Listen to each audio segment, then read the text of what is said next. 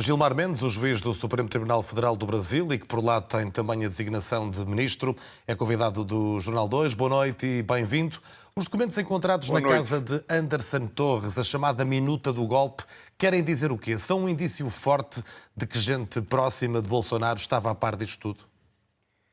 A gente tem algumas informações de que, naquele momento, especialmente na fase pós-eleitoral, havia uma insegurança, o não reconhecimento explícito da vitória do candidato Lula e a percepção de que algo não ia bem. Agora surge esse documento nessa busca e apreensão e certamente as investigações e também o depoimento do ex-ministro certamente vão contribuir para o esclarecimento. Mas será possível responsabilizar, do ponto de vista criminal, Jair Bolsonaro? Caso o Bolsonaro volte ao Brasil, pode ser preso?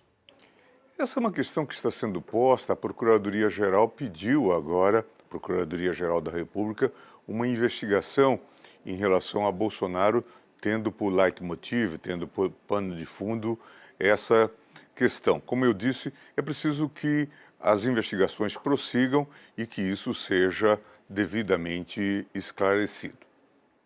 Até que ponto a democracia do Brasil correu perigo naquela tarde de domingo, dia 8 de janeiro?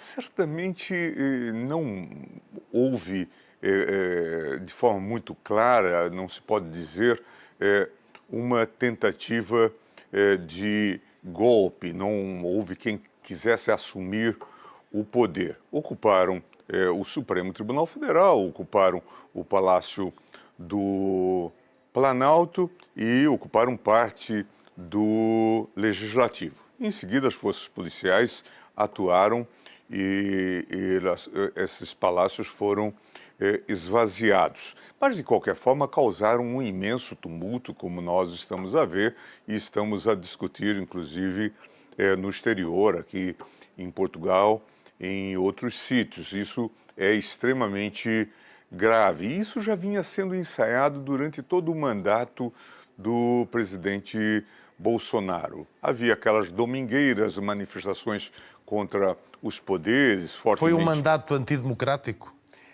Foi um mandato singular. Eu acredito que o Supremo Tribunal Federal atuou fortemente desde o chamado inquérito das fake news ou dos atos antidemocráticos para evitar que houvesse uma derrapagem, que houvesse um comprometimento da democracia. Mas a toda hora nós tínhamos essas ameaças.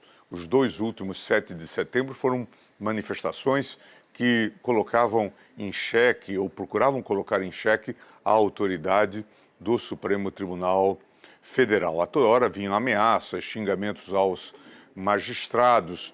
Em suma, era um quadro muito singular, embora a democracia tenha sido mantida. Acho que as instituições foram bastante resilientes e nós chegamos a esse resultado na eleição. O Brasil se reinventou.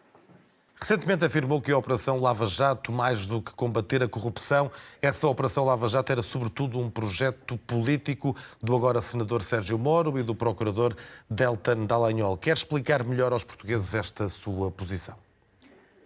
É fácil de perceber que era um movimento político, tanto é que os dois se candidataram e se elegeram e viviam fazendo campanhas, inclusive campanhas contra o Supremo, campanhas contra líderes do Congresso Nacional. Acho que não é muito difícil. Quem analisar agora não a Lava Jato, mas aquilo que se chamou a Vaza Jato, aquelas informações que saíram da cooperação estreita que havia entre Deltan Dallagnol e Moro, há de saber que se tratava de um conúbio, diria eu, um conúbio espúrio. Depois houve, inclusive, a tentativa feita por Deltan Dallagnol, muito próxima de se realizar, de ter um fundo de 2,5 bilhões de reais. Alguma coisa perto de alguns milhões de euros que intentavam usar para fins políticos, fariam um combate contra a corrupção, maior do que talvez os nossos fundos eleitorais. Estou absolutamente convencido de que se tratava de uma operação política e, por isso, ela foi encerrada de forma tão inglória. A direita brasileira tem de se reconfigurar e demarcar-se desta extrema-direita populista? Tenho a impressão que sim. Certamente temos pessoas qualificadas naquilo que se chama direita, e hoje aparecem vários candidatos eleitos, governadores, e que podem exercer esse papel de liderança sem o comprometimento da democracia e sem ameaça à democracia. Há pouco falou de fake news. Essas fake news e todo o lastro que ganham nas redes sociais no Brasil têm sido decisivas para este ambiente, que me parece que posso classificar de ambiente tóxico? Acho que sim. O governo Bolsonaro foi marcado por essas fake news e acredito que até a vitória de Bolsonaro nas urnas se deu com o uso das fake news. Nós certamente tivemos um quadro de reversão graças à atuação do TSE, que teve o comando do ministro Alexandre de Moraes contra as fake news e foi muito enérgico em relação a essa temática, enfrentando inclusive as plataformas. Há um embate muito sério que se deu com o Telegram, em que se exigiu que eles tivessem representação no Brasil e que cumprissem as leis brasileiras. Gilmar Mendes, muito obrigado e muito boa noite. Boa noite.